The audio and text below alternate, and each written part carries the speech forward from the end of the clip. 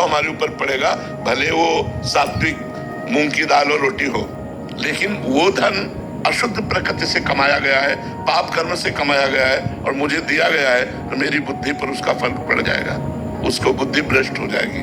भीष्म पितामह जी, द्रौपदी जी, युधिष्ठिर जी और सब है सैया पर पड़े हुए हैं, जो बाणों की सैया पर, तो उनसे प्रश्न युधिष्ठिर जी कर रहे हैं, तो सटीक उत्तर दे रहे, तो द्रौपदी जी हंस पड़े। तो भीष्म जी ने कहा, बेटा हंसे क्यों, उपदेश कोई हंसने वाला तो है नहीं। तो उनका इसलिए हंस रहे कि बहुत ज्ञान की बातें कर रहे हो इस समय, और उस समय ज्ञान तुम्हारा कहाँ गया था जब सभा में मुझे निर्वस्त्र किया जा रहा था और मैं चीख चीख के कह रही थी, क्या ये धर्म है?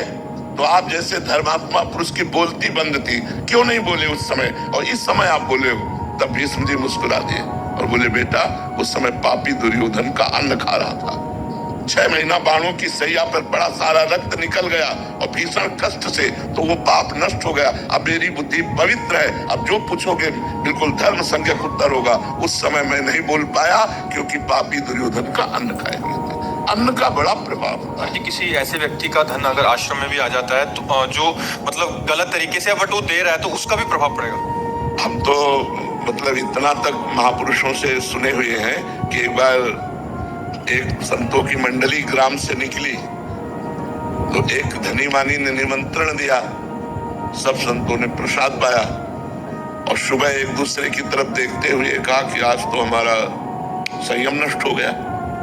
दूसरे ने कहा हमारा भी नष्ट हो गया, तीसरे ने कहा हमारा भी नष्ट हो गया। तो जो मुखिया थे उस संत मंडली के, उन्होंने कहा ऐसा कैसे हो सकता है, अन्न दोष से हो सकता है। उसको बुलाया जिसने पवाया था, उसने बताया कि हमारे संतान नहीं, हम कामना से युक्त होकर के आपको पाए, तो सबका ब्रह्मचर्य नष्ट हुआ। मतलब भोजन का इतना बड़ा प्रभाव है कि धन भी पवित्र है, लेकिन आपकी कामना बनाते समय किस भाव में है, वो उसका प्रभाव होता है। तो हम लोगों को ये देखना है कि थोड़ा हमारा जो लेने का ढंग है, अब जैसे अपने यहाँ है तो बिल्कुल भगवान के आश्रित है। अगर आप 100 रुपया निकाल के रखते हैं तो हम यही समझते हैं मेरे भगवान ने इसे प्रेरित किया, क्योंकि मुझे पता है या वही दे सकता है जिसको श्री जी प्रेरित करेंगी।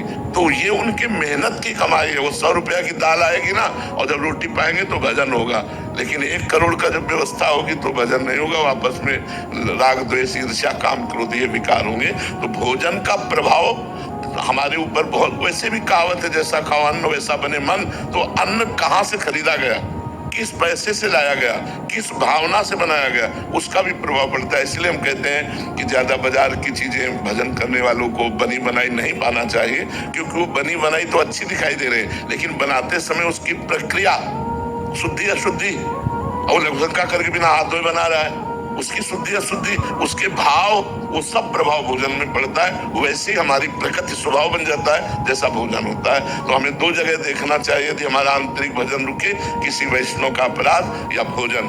भोजन शुद्ध और समस्त वैष्णव के प्रति नमन बुद्धि, तो खूब भजन रट के होगा।